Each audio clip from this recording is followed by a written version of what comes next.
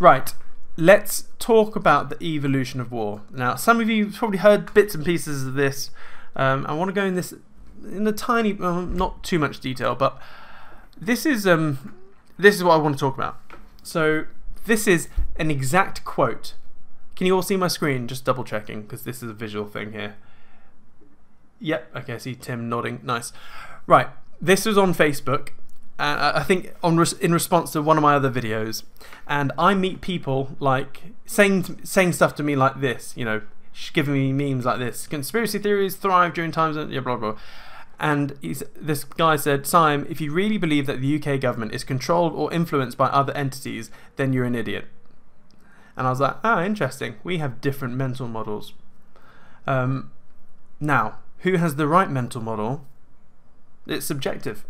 I'm sitting here thinking this guy who said that has an incorrect mental model, but you should never be too arrogant to think that you always have the correct mental model.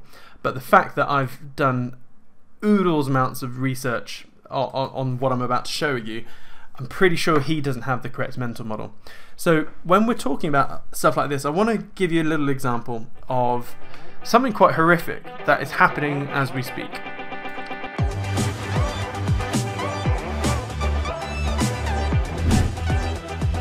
So I have someone close to me who has a shop, and this person's been running the shop for a long time, and his staff love him, his his customers love him. He has a really good shop. He has a nice loyal client base, etc. However, what the shopkeeper is not good at is money management, and has ended up in a spot of bother because just normal business metrics, you know, every business owner has temporary cash flow issues, and if you make bad decisions, those temporary cash flow issues turn into permanent cash flow issues.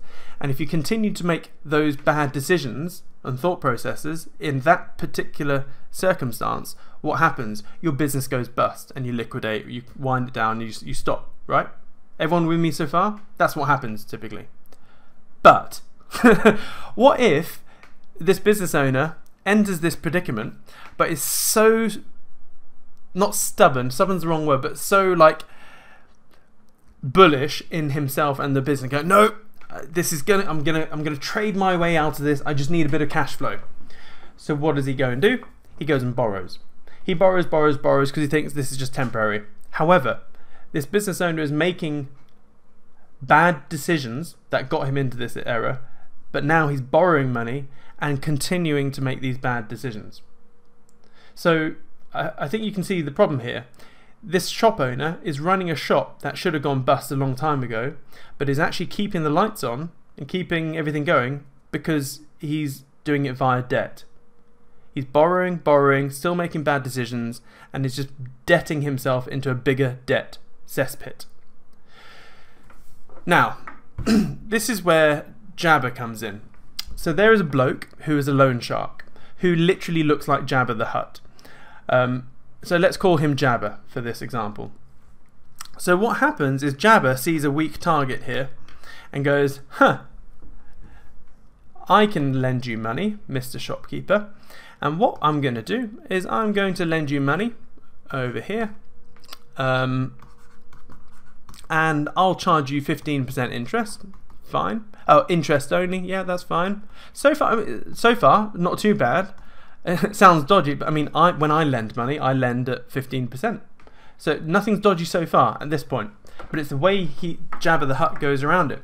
Because what happens is, this is a, you need my money, take my money, a lot of it, and I'll have 15% interest, but there's no paperwork. So let's just get no trail. Ooh, no trail. The business owner goes, oh, thank you, Jabba the Hutt, you've saved me here, this money's really helped. Yep, great terms, I'm happy with 15% interest, I'm going to grow the business. However, bad decisions, bad mental model, still ends up screwing things up. So guess what happens? The money that this person's borrowed is just flitted away. Now Jabba knows what's going to happen and has gone, ha, sweet. So what happens is they both have an honest conversation, and he goes, yeah, you're not going to pay me back. So Jabba then goes, it's okay, you just keep on paying that interest payment. I don't know, let's say you borrow 100 grand.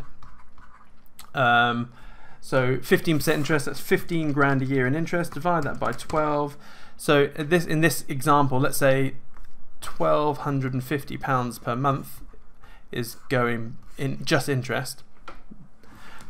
Look, don't worry about this. When you get back on your feet, you can pay the principal back. But in the meantime, just carry on paying the interest. So what's happened is that 𝗵𝗂 the Hut's got this shop owner over a barrel here, because he's still getting the interest, so he's getting a nice cash flow from it. But because there's no paperwork and because he's a dodgy bastard, like there is no end date, because this business owner is so scared and he feels indebted that he doesn't put his foot down and go, look, I want some paperwork here and I want to, you know, put an end date in, because at the moment he's just paying £12.50 a month or whatever it is, and there's no end date. And he's got him over a barrel because he's technically in default of this debt, and 𝗵𝗂 could bankrupt him overnight. He could put him in. He could put him under. He could do a CCJ. He could take him to court. He could whatever. So the shopkeeper is now under the big fat thumb of 𝗵𝗂 the Hut. So what's actually happened here? This is interesting. By the way, this relates to the bigger picture. In this situation, this loan shark has done dodgy terms. There's no paperwork or trail. He's threatened violence. He's extorted him, and so this is another thing. There was another occasion where this 𝗵𝗂 the Hut extorted this business owner for £10,000 cash, and failing that, bones would be broken. So this is a legitimate criminal. No, a legitimate criminal. That's an oxymoron. This is a bona fide criminal. But because this shop owner is so scared, he won't do anything. And he can't prove it, because his friends and family have already gone to the police. But what do the police say? The police say, where's the paperwork? Oh, there's no paperwork. Oh, so it's hearsay, she said, he said, whatever. So there's no proof. Is there proof of extortion and violence? No, there isn't. He said, she. So the police won't do anything. Not only that, 𝗵𝗂 the Hut has now really moved in on here, because he is now operating from the shadows and being sort of a shadow director here, and he has all of the power. The shop owner has zero power here, because he owes him lots of amounts of money, still paying him this per month. But now 𝗵𝗂 starts to really twist the nail and he removes certain staff. So 𝗵𝗂 goes, oh, you got some staff members here which don't like me. Okay, you need to fire them now. So guess what? Shop owner fires the staff. So removed problem staff members, and then inserted his own staff members. So, oh yeah, those few people that you fired, I've got some people that would be good at this job, so give them the job. Guess what happens? Those people get the job. So he's inserted staff. He's fixing salaries. Guess what? Do you think those inserted staff have the normal salary? No. Guess what? Those inserted staff are family members of 𝗵𝗂 the Hut. So now 𝗵𝗂 the Hut has forced the firing of proper team members, and has forced some of his own family members into this business, and he's fixed salaries. So these new members of staff get way more than the normal family members. Not only that, he's shadow directing, which is illegal. It depends how you shadow direct, but everything about this is illegal. Can you see the absolute quagmire that this poor shopkeeper is in? With me so far? Because I'm now going to talk about the bigger picture. So everything about this is criminal, and it's hard to. And here's the thing. Let's say there's someone on the outside, you know, next to all of this, going, "Oh my God, that shop! Guess what? That business owner is not in control of it. There's this shadow. There's this like shadow puppet that's controlling everything in that shop. It's changing all the rules, changing the staff. It's doing this, doing that." And guess what happens? You then have someone like this going, "Nah, you're a bit of a conspiracy theorist. That's rubbish. Prove it. Prove that all this is happening." Well, there's no paper trail. You can't prove anything. You can't prove, like, do you see what I'm saying here? I know it all looks circumstantial because there's no real evidence, but like it's very hard to prove this. And anyone on the sidelines going, "Wait a minute, someone should stop this 𝗵𝗂 the Hut guy." Well, 𝗵𝗂 the Hut is over here, who's probably also got some other, you know, legitimate businesses, going, "Well, this is just a normal business owner. There's nothing wrong with Jabba. He's probably donated to charity. Who knows? And so it's a bit of a shit quagmire. Now, yes, business owner down here has made some terrible money decisions. Doesn't mean he's a bad person. He's just made some very poor decisions. Now, what does this mean? Well, over here we have the UK government. What has the UK government done for the last 40 years? Borrowed money. What has the UK government done with that money? Has made pretty poor choices, to be fair. Very, very poor decisions. Oh, by the way, before we go on, this is a true story, by the way. This shopkeeper is a very true story that's happening in Norwich right now, and the police won't do a thing about it. It's very sad. And stuff like this happens at various different scales. So this is probably as small a scale as you can imagine on the business scene. This is like very small fry extortion or whatever. But you would be very flawed in your thinking if you thought that this form of shenanery only happened in the small scale. It happens in the biggest picture. It definitely happens on the biggest picture, and this is why you need to read books like Confessions of an Economic Hitman. Honestly, that book will blow your mind. And it happens on the global scene. So that shopkeeper is the UK government, whether you like it or not. And who is Jabba the Hut in this instance? Jabba the Hut is the IMF, the World Bank, and to a degree, the European Central Bank. To a degree.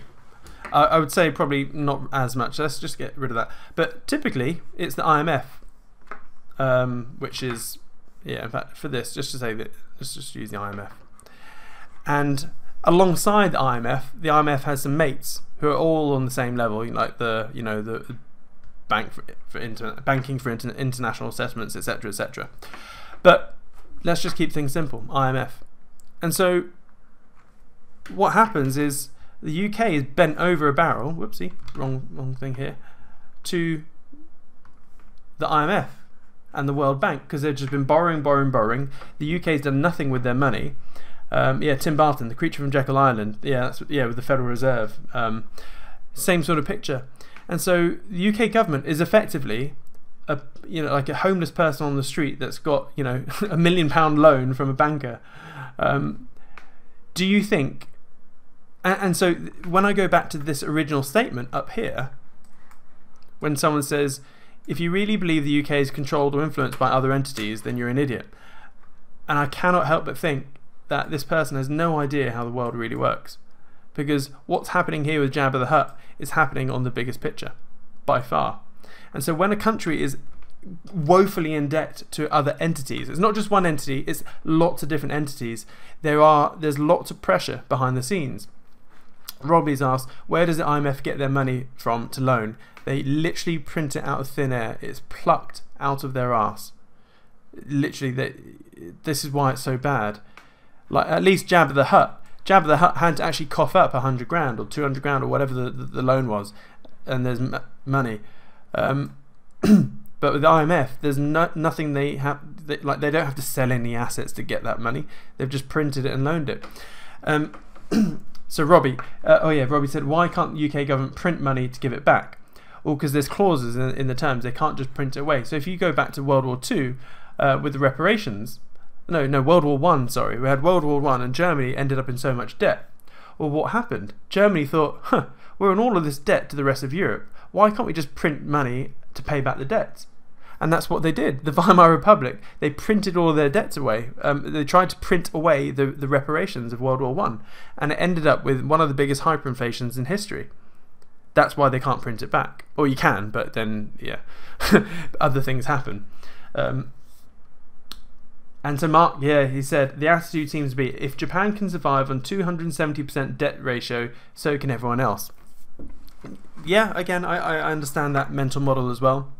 But here's the thing. This goes back to, okay, the moment anyone talks about the Rothschilds, all of a sudden half the audience goes, oh.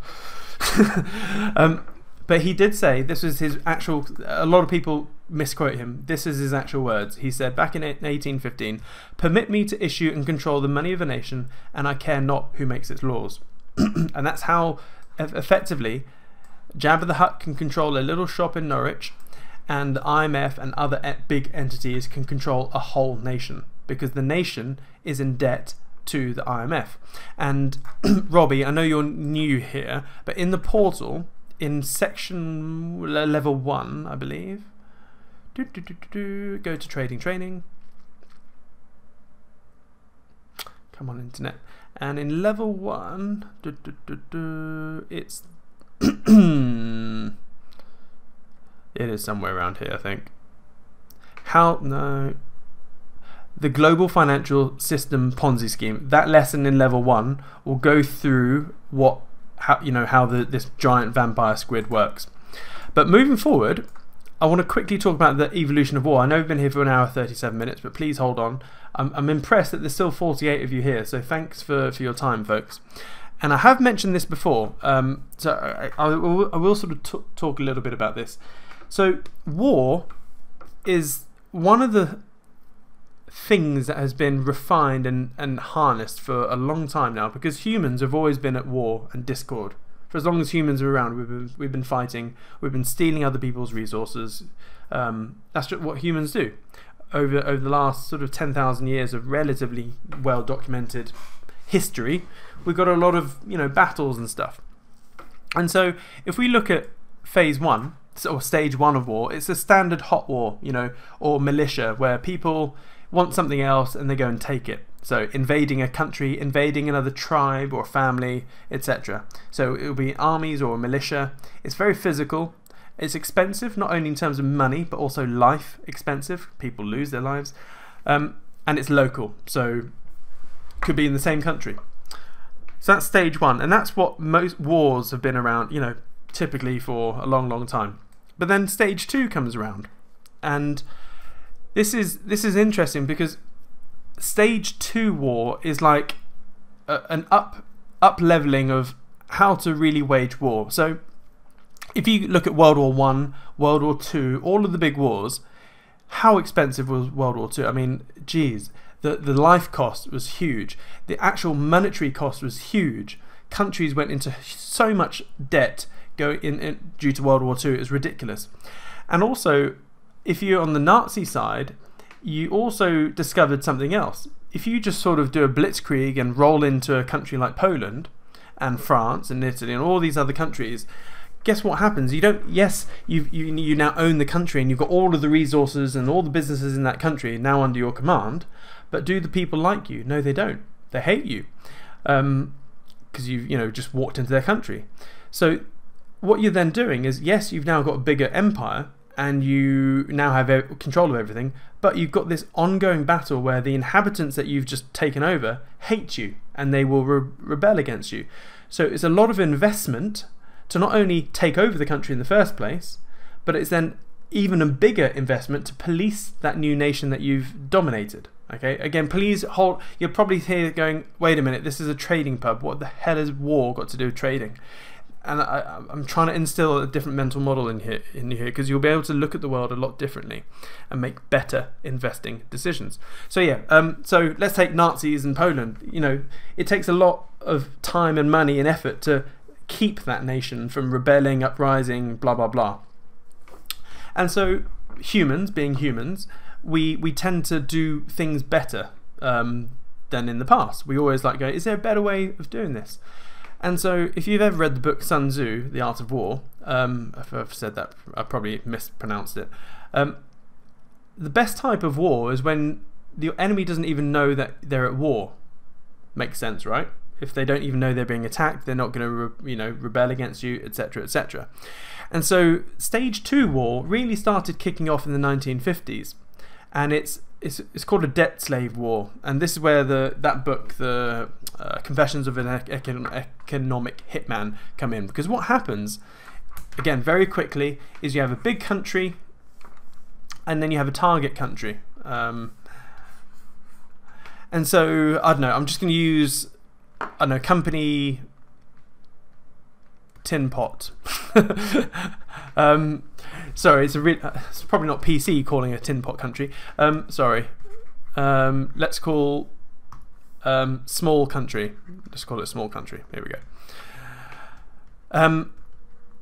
And let's say this country has, you know, certain resources. So what happens is an economic development team will fly over to the country and start making a big old report. You know, it'll look at road infrastructure, electric infrastructure, dams, all that sort of stuff, and it'll come up with a report and say, hey, and it'll go to the dictator of this country and go, hey, look, thanks for letting us in your country. What we found with our economists is that if you were to put a massive motorway throughout your country, dams, all sorts of hydroelectric sort of stuff, you know, 5G, 4G, whatever, and basically let's upgrade your country, full stop.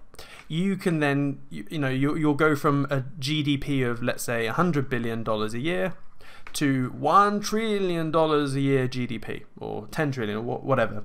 And what that means is if you can 10x your GDP, your country's going to get bigger, your exports are going to get better, the lifestyle of all your inhabitants are going to be really good, and you, as the dictator, will end up cementing yourself as, you know, dear leader, and you'll make money yourself.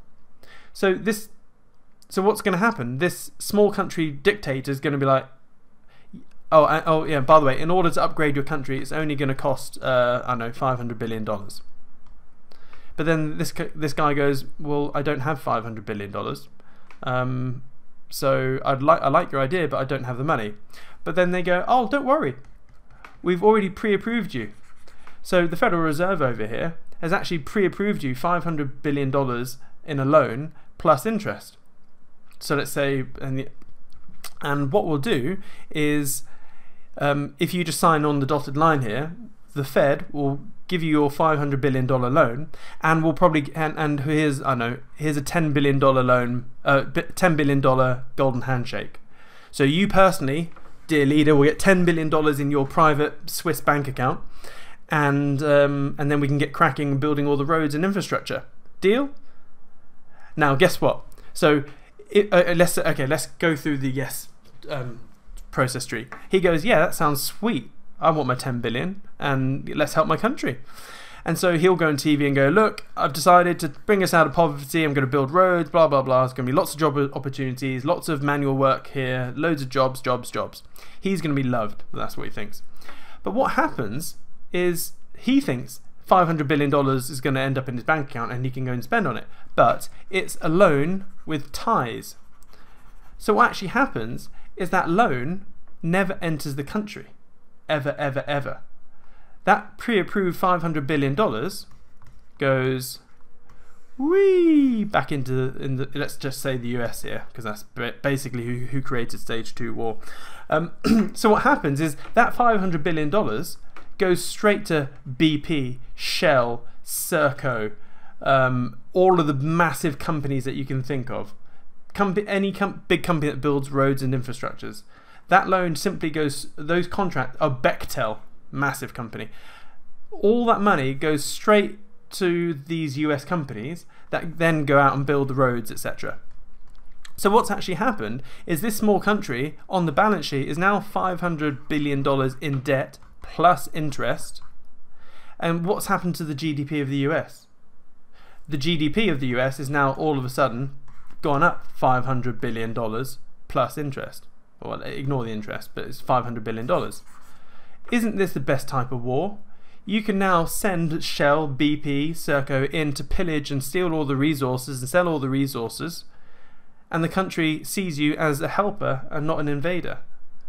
So BP will go in and start, capitalizing on the oil wells and all the rare earth minerals and all that sort of stuff. But that's not the end of the story, because I can't see it. From my research, I've never seen one of these big developments get completed on time, on budget. Never. So 5 years later, it goes, oh, actually, we underestimated the scale of this project. We thought it was going to be 500 billion. Actually, it's going to take twice the amount of time. It's actually going to need $1 trillion in total. So you actually need another 500 billion. the dictator has already got his 10 billion in his pocket, and he's always like, oh, actually, yeah, so far what we've done is quite good. Everyone seems to be happy. Well, I'm pot committed now, so yeah, give me the papers, I'll sign it. So all of a sudden, another $500 billion ends up back in the US, and he's now $1 trillion in debt. Plus interest, and probably another golden handshake. And there's probably some military jets that have been, bundled in with this deal. So, long story short, the military-industrial complex is now $1 trillion up, whereas this country is now $1 trillion down. This is the perfect invasion.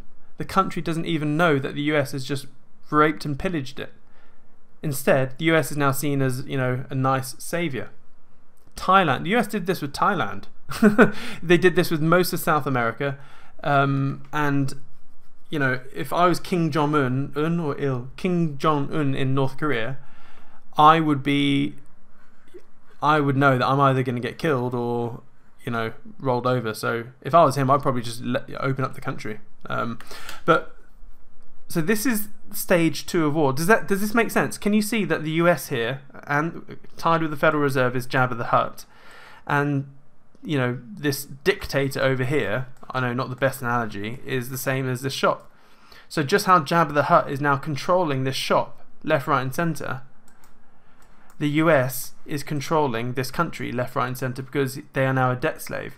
And because all the inhabitants of this country are in debt to the government, because that's why we pay taxes, this country is a debt slave to the US. It's beautiful. When you look, if you're trying to think of the best type of war you could do, instead of bombing countries and killing people, this is the way forward.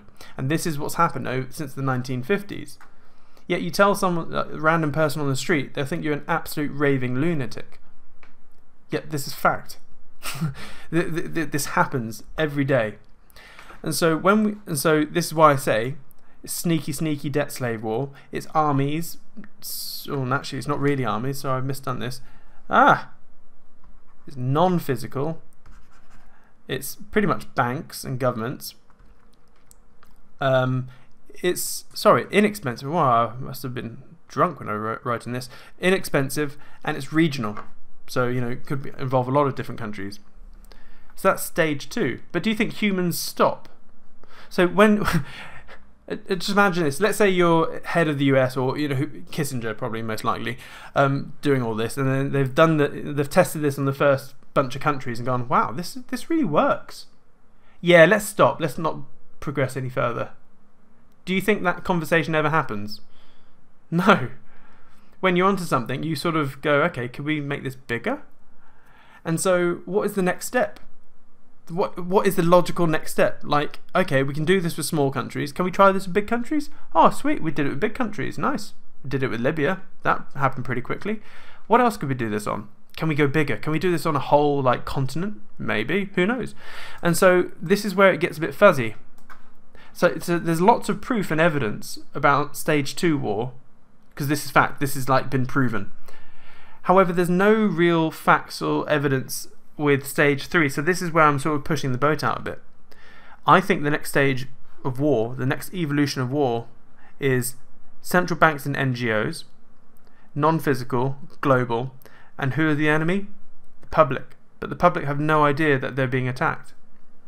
So what I see happening is, so this is probably where I'm going to lose at probably half the people in this room, but I don't care. So central banks, IMF, etc., same sort of shizzle, the whole vampire squid that I drew up here, but using things like the World Health Organization or whatever. Not just that. I mean, it could be in loads of other things, but I think we are under attack, and we don't even know it. And so this is why, again, this is where I probably need to go and get my little tin hat over there. Because I have this mental model, I have been very accurate with my, I guess, forecasts. Not in investing wise, but general forecasts. So way back, probably, what was it? April, May, June 2020, I said we will be, without a doubt, in another lockdown before Christmas. They'd let us out for Christmas to go spend, and then they'd say, oh, it's out of control, we're going to be in lockdown again. what happened? That exactly happened. I also said when on that next lockdown we'd be locked up until early summer, which is, guess what's happening? This is happening as we speak. Because of this mental model, to me it's clear as day that we'll be locked up again in winter again. May not be as harsh as it is, but I think we'll be locked up most of this year, to be fair. And there will be all sorts of, oh, there's another mutated strain, we're going to be locked up again.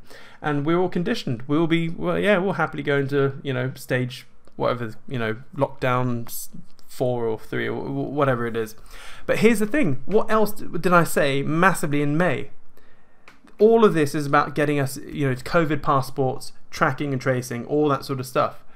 And COVID passports, I was ridiculed relentlessly on my Facebook and online when I said that there would be COVID passports, to the point where right now we have, it's happening, and people can't see that this was always the plan, to have COVID passports and to restrict movement and to do all of this sort of stuff. I don't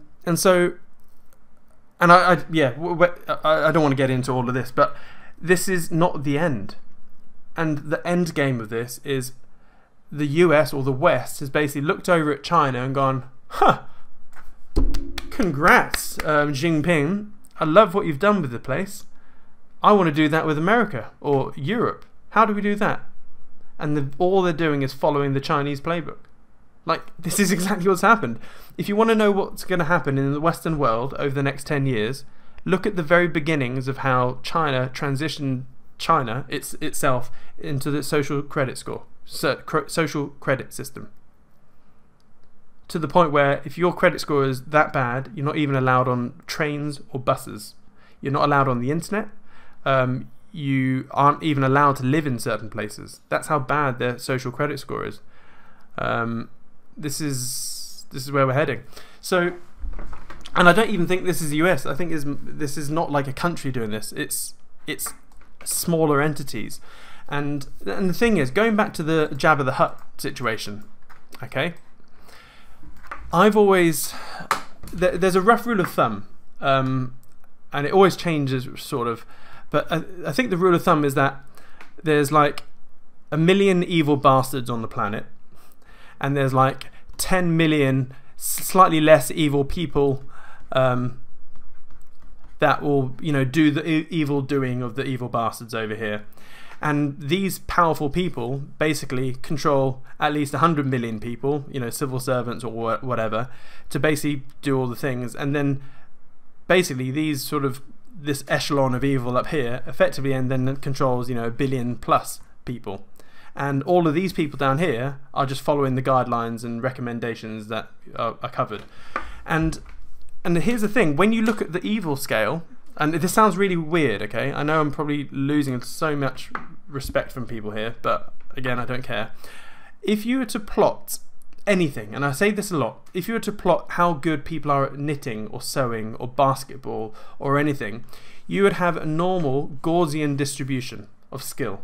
Okay, most people, let's say you're rubbish at something which is 0, let's say it's sprinting, you're Usain Bolt over here at 100. Most people running the 100 meters will be, I know, around sort of anywhere between 20 to 40 probably. Athletes would be sort of 60 to 80, and then world-class athletes would be 80 plus, okay? Now, this normal Gaussian distribution is the same for everything. So when you look at this hypothetically and go, okay, what is the normal Gaussian distribution of all the psychopathic evil people on the planet? There will be an evil scale, okay? Whether you don't want to use the word evil, you could probably replace it to psychopaths. Okay, do psychopaths exist? Yes. Okay, well, there will 100% be a psychopath Gaussian distribution, except it's not always the same. So if you were to look at, the Gaussian distribution of psychopaths, it'll probably be like this, where most of the world is not a psychopath or evil, but there'll be a very small percentage of people that are. And if you live on a planet with 7 billion people, well, how many evil psychopaths will there be? I don't know, you could say, this is where I'm literally plucking figures out of my arse right now. Let's just say 0.1% of the world are evil psychopaths. Okay, so what is that as a number? Or we can work this out. So 10% will be. Oh no, does anyone know? Where's my phone? I'm actually curious just to follow through this equation. What is 0.1% of 7 billion? The answer is 7 million. 7 million. Okay, here we go. So if 0.1 of the world are evil psychotic bastards, that means there's 7 million of those. Okay? Well, of those, how many of those people are rich? Because remember, it's all very well being an evil psychotic bastard, but if you have no money, you can't really do much. You could probably kill a few people, and yeah.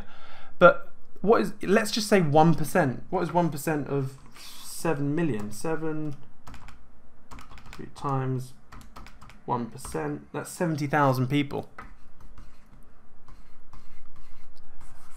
So let's just assume that there are 70,000 people on this planet who are multi-millionaires or billionaires.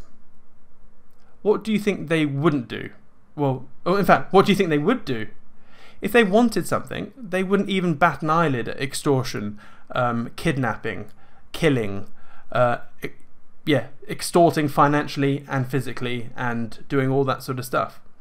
So if you have 70,000 rich, evil people that have the means and the resources to do whatever their evil, whatever the crazy things they want to do, there's not much that can stop them.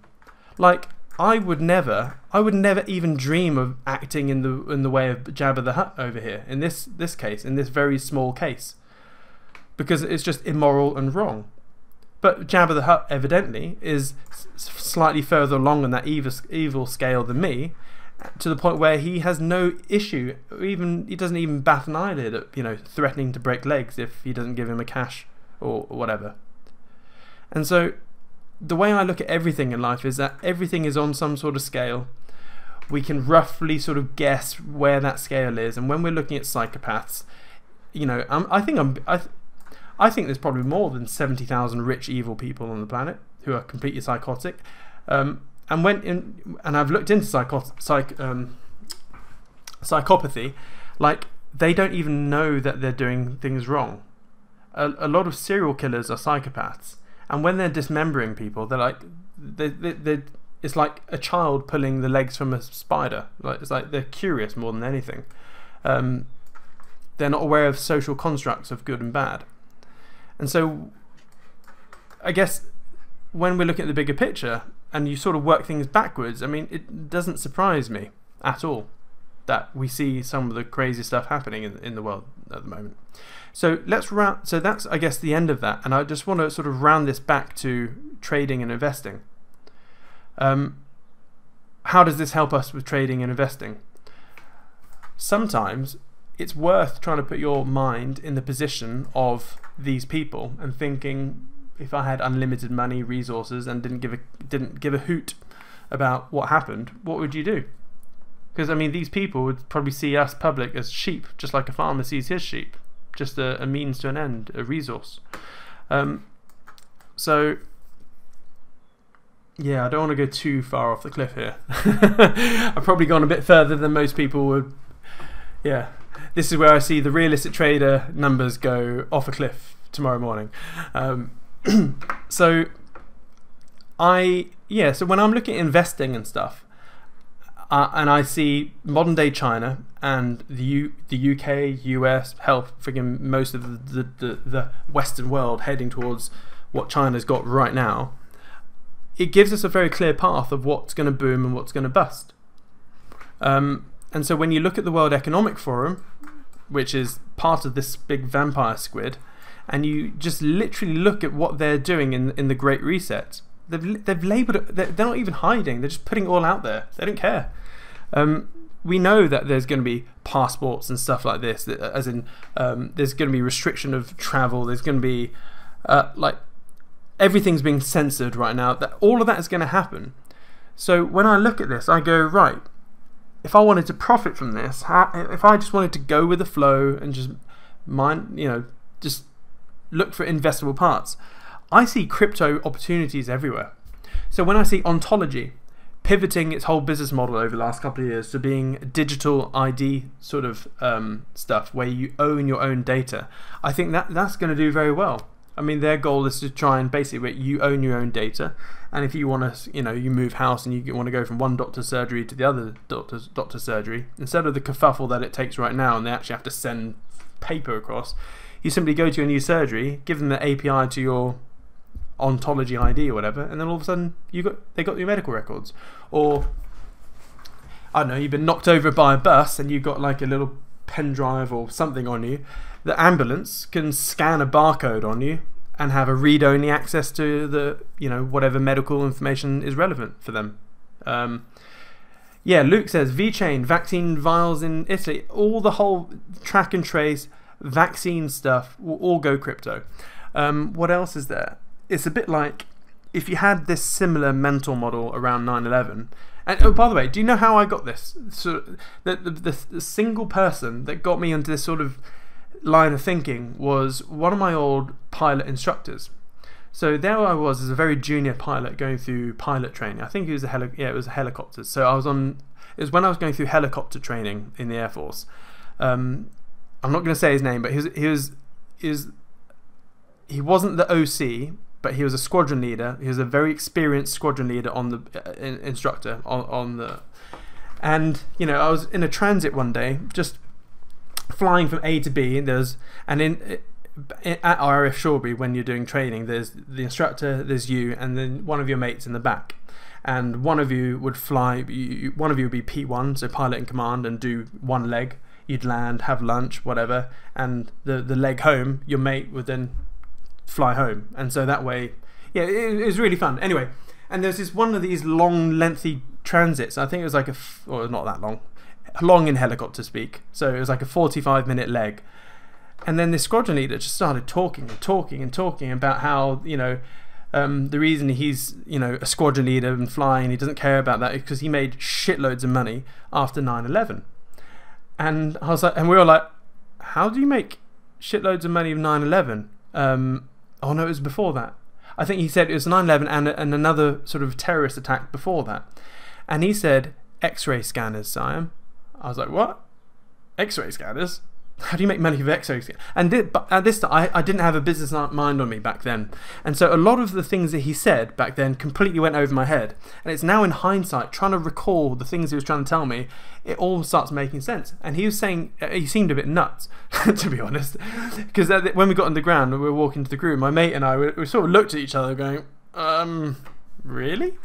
And what he said was that when 9/11 happened, and I think there was another incident, a terrorist incident beforehand, this squadron leader he then went digging and diving to all of the companies that created airport scanners. So X-ray scanners, the millimetric scanners where they see through clothing, all that sort of stuff. And I think he said he found about 5 companies that sort of made them. And he said, and now looking back on it, his mental model is that now this has happened, it's a convenient excuse for the whole world to be forced to have airport scanners every part. I mean, at every airport you go through, at least 2 bunch of scanners, don't you? And so what he did, he just bought the stock of these random factories that made airport scanners and body scanners, and made an absolute shit ton. And he was only in the Air Force just so he could fly. That's why he was still a squadron leader in a junior training squadron and didn't have any responsibility. He just liked flying because he had already made his money. And so, yeah, that was one of the most pivotal conversations I've ever had. And at the time, I didn't really notice it. Has anyone here had a pivotal conversation in their life and completely ignored it or didn't even know it was pivotal? I've had a few like that. And now looking back at it, he had a mental model which meant that he saw through a lot of stuff and he could see what was going to happen. And as a result, he profited nicely from it. And so here's all of us sat here right now, potentially being, you know, the recipients of stage 3 war. Maybe I could be completely wrong. Who knows? And I'm just trying to, and I'm trying to connect the dots. So just like the squadron leader started going all in on airport scanners, what can we go all in on? Now the answer is I don't have the answer. The easy one I can think of is, you know, track and trace, because that's a shambles. It's a spreadsheet apparently. It's like a multi-billion-pound spreadsheet. So it'll be track and trace. There'll be vaccine stuff. There'll be voting. I think digital voting. I think will go on the crypto. I do think. I haven't got it yet. I think when I find it, I'll be shouting off the rooftops, no doubt. I feel my mind is skirting around this, you know, the edges of it. I can't quite pinpoint it. So, I mean, if anyone here has any good ideas, I'm not sure. But I just wanted you. Oh yeah, Brad Peirce, completely spot on. First, second, third order consequences. Yeah, it's just like if you have a massive earthquake and, you know, a whole city is leveled. That's the first order consequence, that, you know, lots of things get destroyed. What's the second and third order consequences? That's where the profit is. Second and third order consequences is that all the construction companies in that area get massive construction contracts from local government. Sweet, okay. So then you need to own, you know, construction companies or water companies or stuff like that. So yeah, at the moment I'm still in a state of flux, but I think the one thing I want to impart with you all today is mental models. And I just want you to at least follow this little thread of the evolution of war. And if you haven't read the book Confessions of an Economic Hitman, please read it. That'll hopefully prod your brain even more. And when you start thinking of things like this, and start think that, you know, people like Jabba the Hutt exist in the small fry world that you and I, or most of us, live in, and also in the big world. Imagine Jabba the Hutt being a multi-billionaire. Imagine what he would do and what he wouldn't do. In fact, there probably wouldn't be much he wouldn't do. Would he even think twice of bribing a politician? No. Easy pickings. So, yeah, I think what I'm doing is teasing you, and I don't have an answer for you. Yeah, any thoughts? Let's look at the chat box. This has been over 2 hours long, so I'm really surprised that there's still all of you here.